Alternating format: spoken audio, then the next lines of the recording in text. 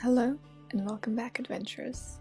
Let's talk again about Barovia and its land and people. Count Strahd von Zarevich is a harsh lord, keeping noble distant from his realm's petty affairs. Dubbed the Devil Strahd by the locals, the Count demands strict obedience from his subjects. His edicts are few and public appearances even fewer. He seems to prefer the cold comfort of Castle Ravenloft, where he is surrounded by his crumbling glory. Count Strahd has not yet taken a wife. It is rumored that he harbors an unquenchable lust for commoner women. To his credit, Strahd's lordship is unwavering and blessedly free of the courtly backstabbings and pretender kings. By law, no one but Strahd's direct male descendant may rule Barovia, and this rule is absolute. Strahd enforces only 3 laws of significance. First, no one may enter Castle Ravenloft without Count's permission, on pain of death. Well, most native Barovians would never even dream of approaching the castle. Countless foolish adventurers have apparently made an attempt. None have lived to tell the tale, which is not to say that none have ever returned. Second, theft from the state is considered treason and punishable by death. This applies equally to a beggar who steals Count's food or to a burgomaster who steals Count's gold.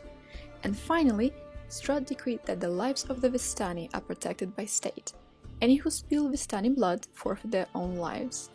None can really say why they were given such a treatment, and while every Barovian has a theory, Vistani themselves refused to speak on the matter.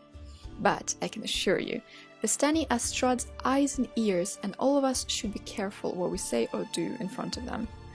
Another thing to keep in mind if one wishes to stay safe in Barovia is to be aware of Strahd von Zarevich's secret identity. The Count uses the name von Holtz if he ever wishes to talk or deliver messages to us simple commoners. Barovia is famous for its brandy. Luscious local plums are favored over grape wine as a basis for the best brandy. The premier orchards, such as Antonetta's, are concentrated along the Svalich Pass, and especially in the region near Valaki. Vineyards are also a common sight near former Gondrak region, with Martikovs spearheading the wine production. Though few of its crafted goods received much attention in other lands, Barovia's wood carving is prized throughout the southern core. Absurdly, nobles covet only authentic Barovian woodcrafts, crafted by the naughty digits of an appropriately oppressed peasant. Particularly sought after are signature local works such as voluptuous wardrobes covered in dance floor carvings, massive throne-like dining chairs with a wolf motif, and sensible wooden toys produced by Blinsky. Most of the trade in the realm is conducted with the ancient currency of von Zarevich's. The head sides of such coins are identical, regardless of denomination, depicting von Zarevich's arms ringed by the phrase, "Never again conquered, home forevermore." The copper piece is called the rat tooth, the silver the raven claw, and gold a wolf fang, each coin side showing an appropriate creature.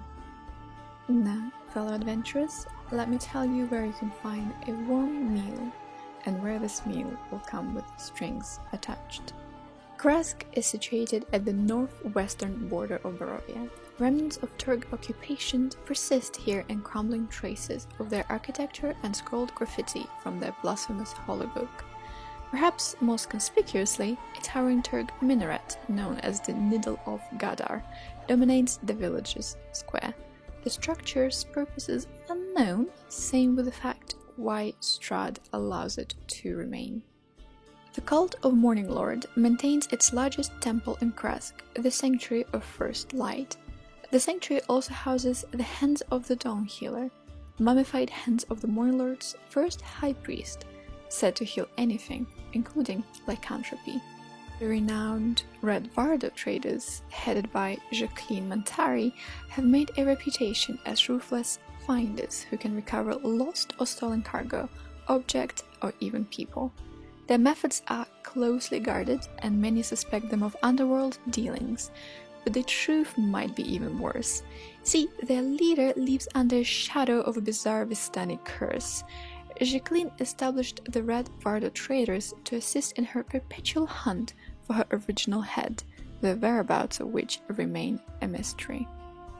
Lying along the Crimson Road at the western frontier of Barovia, Zeidenberg is Barovia's largest settlement, a prosperous but dangerous town on the brink of revolution. The surrounding countryside has a reputation as a heaven for brigands, while Gandarakite freedom fighters, or Courtiers of Chaos, how they call themselves, have declared Zeidenberg an official launching point of their revolution. Ardunk Zerieza spends most of his time and efforts here while in Barovia, which only heightens the tensions. Zeidenberg grew around the Ashen Stronghold, a green fortress of charcoal grey stone. It was the most difficult and bloody settlement for Count von Zarevich to seize in the wake of great upheaval, requiring a 4-month siege that ended only when the Gundarakites were overwhelmed by rats breeding in the village's mass graves. Lisa von Zarevich, distant relative of the Count himself, has an estate in the heart of Zeidenberg. For 2 centuries she was involved into perpetual plots to frustrate, undermine or topple Strahd von Zarevich, all to no avail. In recent years, Count finally made a move against her by administering an alchemical poison. Lisa slipped into torpor and now finds that she can only wake up for 3 hours a night, though this span is growing. The Count will likely never destroy her utterly, as her hateful antics amuse him too much. Teufeldorf lies in the southeastern Barovia, where the Balanoks quickly drop away to the edge of the Teperich forest along the Crimson Road. Teufeldorf's most striking feature is undoubtedly the Twisting Tower. Its corkscrew profile and leering gargoyles rise from the highest point in Teufeldorf. Though it supposedly once housed a cabal of black magicians in thrall to the Gundars, it is now used to train a handful of Barovian soldiers in military tactics and intelligence. Fearful boyars in this area say that the Balverzi, the assassins that once attempted to slay Strahd himself, have resurfaced in Teufeldorf. Before Strahd doomed Barovia, the Balverzi were a cabal of mortal assassins, notorious for their remorseless character and devious methods.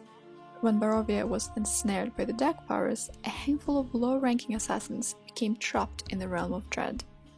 In 697, the Balverzi took a fateful contract for the life of Nico Moldenesti, a wicked boyar from the southern edge of Dreadmount and also a Nosferatu vampire. Amused by the tenacity of the mortal assassins, Nico elected to make the cabal his own tool and quickly seized leadership himself, turning everyone into vampires. Though they have retained their immoral, avaricious character, modern Balverzi refuse to approach one particular figure. They will not accept coin from Strahd von Zarevich, nor from any client that would see the Count slain. Nested at the western end of the Svalich Pass, Vallaki is a pivotal crossroads for the entire southern core. Once the village was a quaint lakeshore holiday spot for the noble families, but it has since grown into a prosperous economic heartland for Barovia. Surrounding orchards, distilleries and fishermen production all contribute to the well-being of Vallaki. Though its modest, bustling streets might not suggest as much, Vallaki has a sinister reputation for harboring arcane secrets. In the village graveyard stands the vault of Queen Roach, which supposedly holds 101 enchanted suit of armor, not to mention lethal traps and the unliving husk of the old collector himself.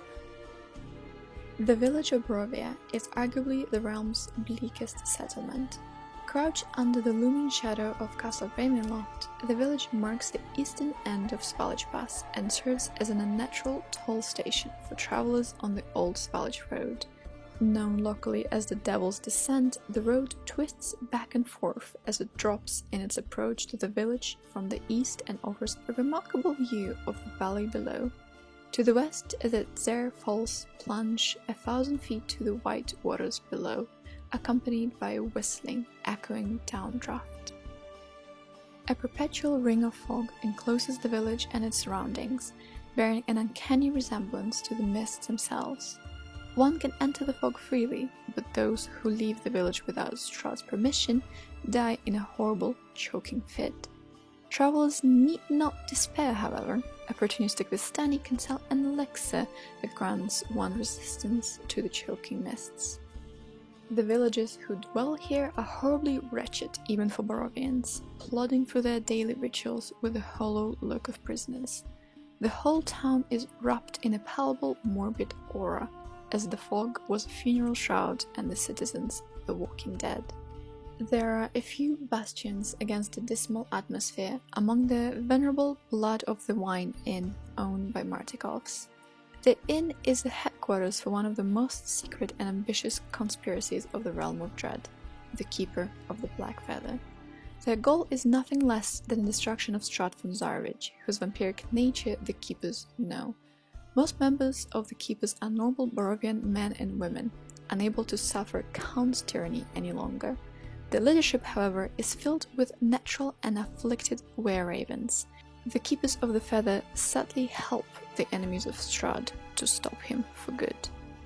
Imol lies in the extreme southeast of Barovia, cradled by the Bolonaks and standing as the southmost bastion of the von Zareviches. The Warlock's Road provides a vital link between the village and the realm of Haslan to the south. Keep of the Scarlet Cross dominates the village. According to the locals, it is used to be a stronghold for the Knights of the State Church, posted to prevent civil unrest. Imol and its area host two tiny ethnic groups found nowhere else in Barovia, the Forfarians and the Tani. The druidic legacy of Forfarians has resulted in a modern proliferations of herbalists and healers. The Tani, meanwhile, speak to this day of their ancient captors, who they call the Silent Masters or the Four-Fingered Ones. They are still convinced that their captors will come for them, and most have their traveling knapsacks ready. This video wouldn't be complete without us discussing the castle where everything began. Nearly 20 stories tall, the castle overlooks the village of Barovia from the northwest, with stones the color of bright bone and thick shroud of ivy, grim and crumbling, filled with tarnished glories, ancient cruelties and secrets not meant for the eyes of men. Strahd's renovations since becoming vampire have all been aimed at vexing mortal intruders. As an example, several doorways that once offered easy access to sections of the castle have now been bricked over, leaving a tiny cracks just wide enough for the mists to seep through. Multiple traps and secret passages plague the floors, making it difficult to even navigate the halls, much less survive them. Strahd is known to hoard wealth and magical items, but his real treasury is one of those secret rooms. Strahd von Zarevich have been practicing his magic for centuries, and is a formidable foe with a lot of tricks to destroy ill-equipped adventurers. One of his experiments led to the creation of the Heart of Sorrow, a beating living heart of the castle itself. Many will find that a faint heartbeat can be felt in the center tower, accompanied with a red glow. Its magic is said to keep Strahd from harm, spreading rumors of Count's immortality. And this is it for Barovia. Thank you very much for watching, and especially if you made it to the end. And next time we will discuss Forlorn, the second realm to appear. But for now, remember, Strahd is looking for a new spouse, and with a little bit of luck, it can be you.